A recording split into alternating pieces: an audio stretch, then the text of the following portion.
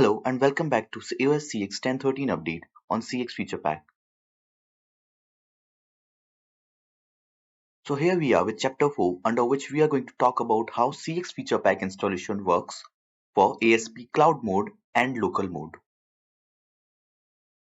We have understood on how to acquire a feature pack, activate or generate a feature pack and set up the LMS profile. It's now time to understand how to get started with installation process. To have an overview, here is a workflow to explain the process. First, you have to decide whether the deployment type is standalone or a VSF stack. Then for each of these options, you have a choice to install the feature pack using either of the mode of feature pack management, which is cloud mode or local mode. So if you choose to install it using cloud mode, you can go ahead and configure your LMS server profile using switch CLI, or if you go for local mode, you can download subscription file from LMS manually. In cloud mode, subscription will be installed automatically after successful validation, whereas in local mode, it will be manually installed once subscription file is copied to the switch. Once installation is done, enforcement process kicks in. Focusing solely on the installation process, let us first see how it is done for cloud mode. Here are a few highlights we'll be covering in this section. So what happens when a CX switch tries to establish the connection with CX feature pack server?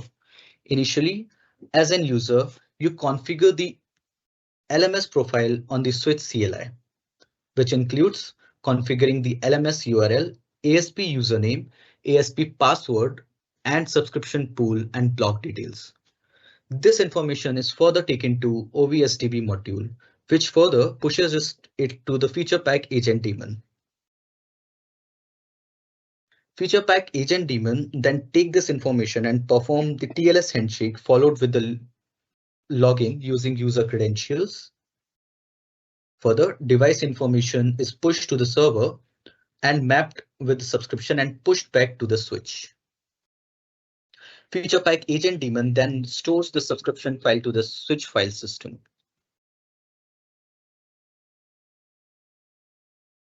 Talking about how the information is exchanged between CX switch and cloud server, which includes hostname of the device, mode of feature pack management, MAC address of standalone device. If it's a chassis switch, MAC address of chassis is used.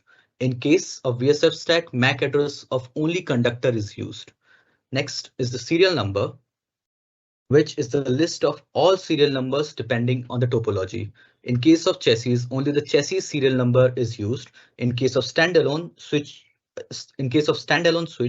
only the device serial number is used. But in case of VSF stack, list of all serial numbers respective to each member of the stack will be taken up.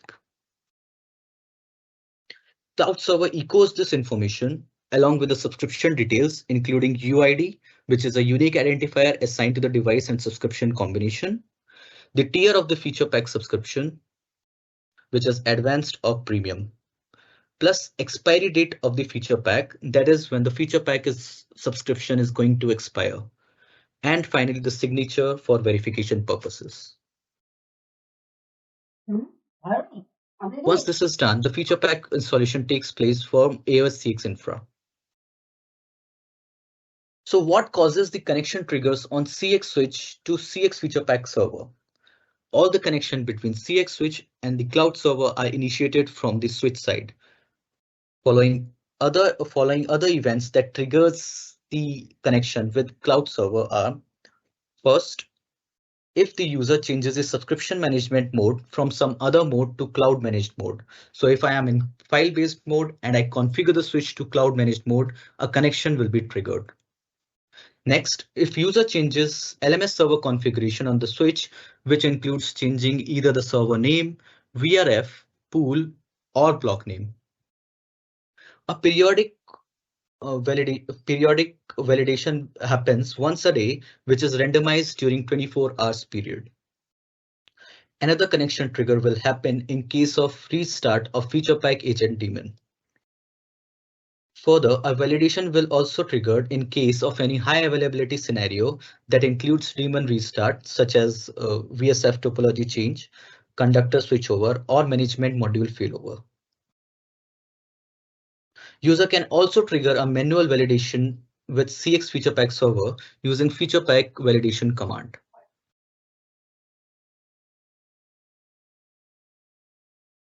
So in case of subscription validation, how your device is going to behave in different situation. First, in case of device boot, uh, device will always initiate the subscription validation with feature pack server when feature pack server is configured. In case of periodic validation, device will initiate the subscription validation with CX feature pack server periodically after the initial connection has been done, where this periodicity is not user configurable and will be set as once a day at random time. During validation process, feature pack manager daemon will verify the signature. Next is the advanced feature pack activation. So a newly configured advanced feature will not trigger feature pack server validation, including if there is no installed subscription. The advanced features are allowed or blocked altogether at once by feature pack manager. Further, in case of no subscription or validation, Further, in case of no subscription or validation failure, the connection attempts happen randomly from 1 to 24 hours after daemon sees that CX feature pack server has been configured. Device tries to reach the server 5 times with a wait interval of 1 minute before retrying again. If CX feature pack server doesn't respond or if there is a connectivity issue from the device, daemon wait for 1 day to try again. If connection fails again, 1 day validation trial still continues. Let us now see how to install a feature pack in case of ASP local mode. As already discussed, local mode is specifically designed for the cases where there is no direct connection between the CX switch and the feature pack cloud server. In such scenarios, feature pack can be installed on the switch using a 3-step process, out of which the first one is the update, under which user updates the device details in LMS and which are further mapped with a subscription key. It is then signed with a signature and a downloadable subscription file is generated for the user. This generated file is downloaded and is saved to a local TFTP or SFTP server. After which, this file is manually copied to the CX switch where switch performs the signature verification. On successful installation and verification, advanced features are unlocked for the switch. To download a subscription file, you can click on the Actions tab and choose the download option. As you can see here, the mode of management is local. Currently, there are no batch download or CSV file export capabilities available in LMS, and hence subscription must be downloaded per block, one after the other. You can click on download and a pop-up will appear asking you to fill the device details. This includes host name of the device, MAC address of standalone switch, or the MAC address of chassis, or in case of VSF conductor, it should be the MAC address of the conductor.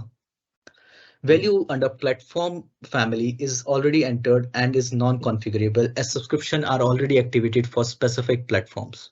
Last is the serial number of standalone switch or the serial number of chassis. In case of VSF stack, serial numbers of all the devices in the stack needs to be mentioned separated with a comma. The subscription file format remains same for the cloud mode as it was for the local mode. The difference is that here device details are taken up from the manually entered values in the respective fields.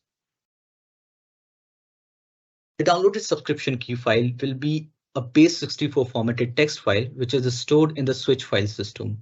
In order to prevent user from tampering or creating its own file, each subscription file is signed.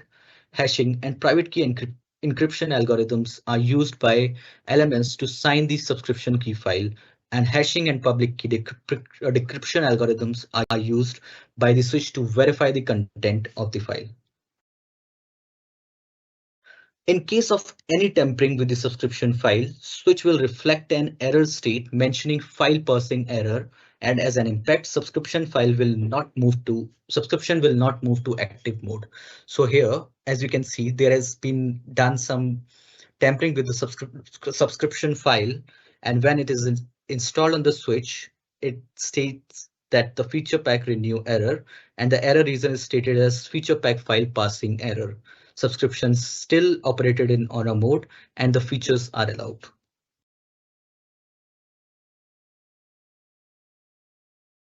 So far, we have seen both the ways in which a subscription file reaches the switch.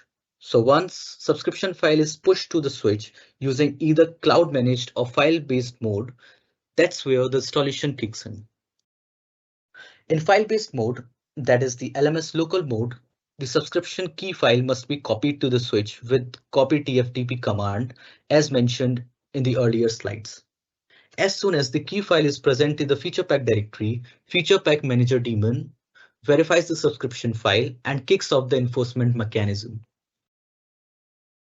A subscription key file is received and saved in base64 format. So in case user wants to view the content of the file, they can use a base64 decoder. In case of subscription renewal or transition from eval to subscription, copying the new key file to the switch will overwrite the existing key file without the prerequisite to remove key file first. So if you want to update your subscription file using local mode, there is no need to erase the previous file. You can just go ahead and copy the new one. Here is an example of how subscription files look in base64 format in either of the modes. And here we have just decoded the above files in the readable format. Various fields of subscription are mentioned, such as UID, subscription tier, expiration date, pool, and block details, along with the device information. As you can see, the signature is also included in the last. So that's all for this chapter, and we'll meet again with the next chapter in which we'll try to understand how enforcement works for subscription of CX switch.